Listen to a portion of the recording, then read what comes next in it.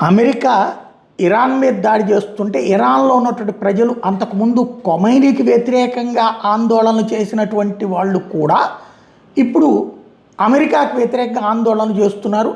బురకాలు ధరించి చేతిలో తుపాకులు పట్టుకుని మహిళలు అమెరికాకి వ్యతిరేకంగా మొక్తజా ఖొమైనీకి అనుకూలంగా ర్యాలీలు చేస్తున్నారు.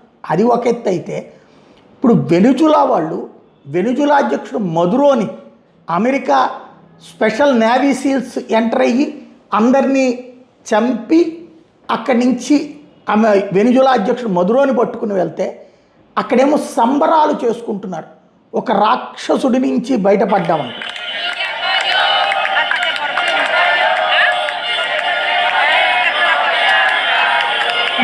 మదురో పాలన ముగిసిపోయినందుకు సంబరాలు చేసుకుంటున్నారు. అదే సందర్భంలో ఇప్పుడు విపక్ష నాయకురాలు తను నాయకత్వం వహిస్తానని ప్రకటించడం అన్నటువంటిది ఎవరైతే నోబెల్ శాంతి బహుమతి గ్రహీత ఇప్పుడు సంచలనం సృష్టిస్తోంది.